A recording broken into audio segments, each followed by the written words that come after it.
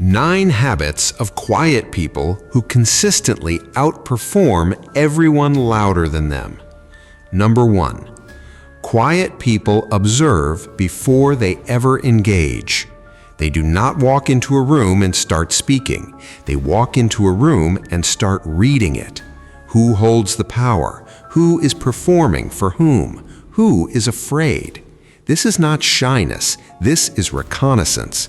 While others are busy being heard, the quiet man is busy understanding, and understanding is the only currency that compounds. By the time he finally speaks, he already knows more about the room than anyone who has been talking in it for an hour. Think of the meeting where one man says nothing for 40 minutes, then asks a single question that reframes the entire discussion. Nobody remembers who talked the most in that room. They remember him. This is not weakness. This is intelligence gathering disguised as silence. Number 2. They think before they act, every time, without exception. The loud man reacts. The quiet man calculates. There's a gap between stimulus and response, and inside that gap lives every advantage a disciplined mind will ever have. The quiet person has trained himself to live inside that gap. He does not fire off the first thought that enters his head. He lets it sit. He tests it against consequence. Then and only then does he move. An insult lands. A deal falls through. A rival makes a move.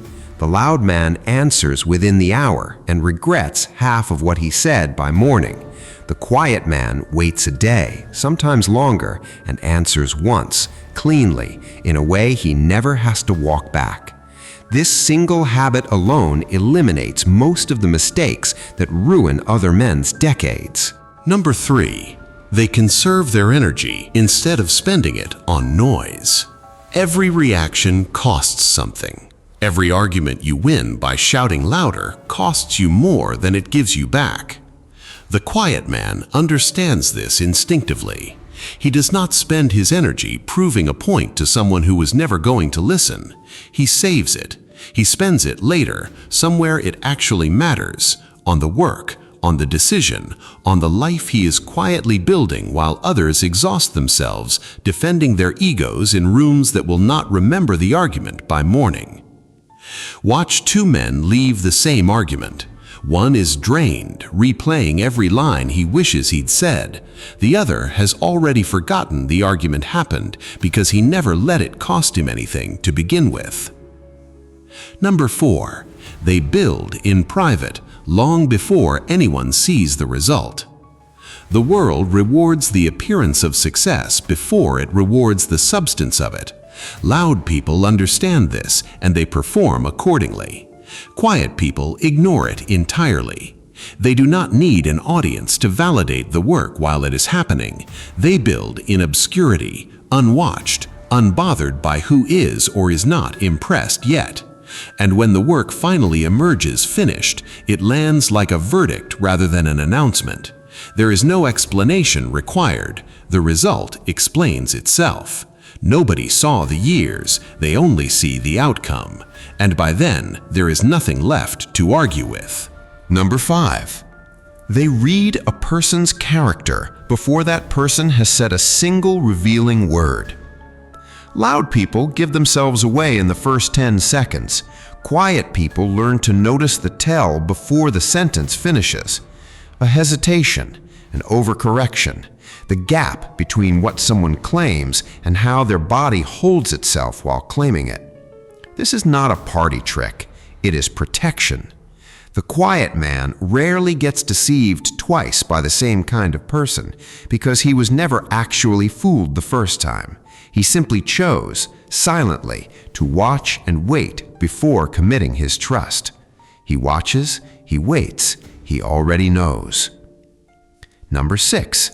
They master their own reactions before anyone else even notices they had one. Provocation is a test almost everyone fails without realizing they are being tested.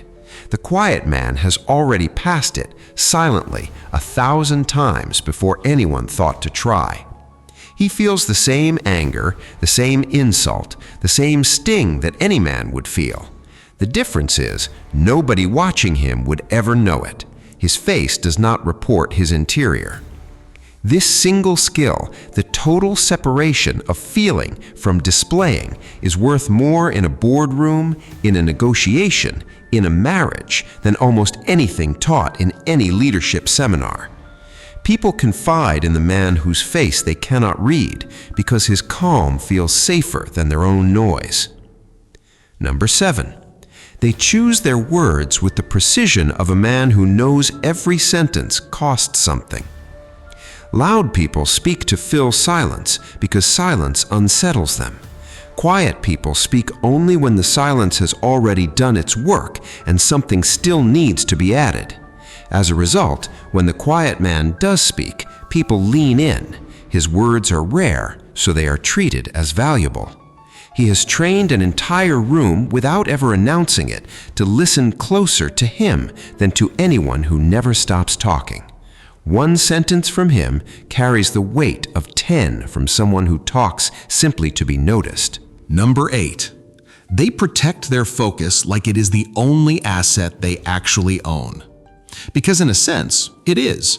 Attention is the resource every distraction in the modern world is designed to steal. And the quiet man understands this at a level most people never consciously articulate.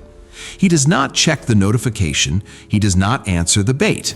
He finishes what he started because he learned long ago that the man who can hold a single line of thought for an uninterrupted hour will outperform 10 men who cannot hold one for 10 uninterrupted minutes.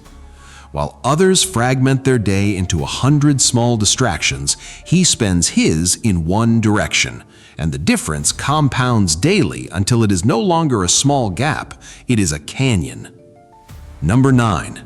They let the results speak and never once compete with their own work for credit. This is the habit that ties every other habit together. The quiet man does not need to narrate his own success. He does not need an audience for the moment it finally arrives because he was never building it for an audience in the first place.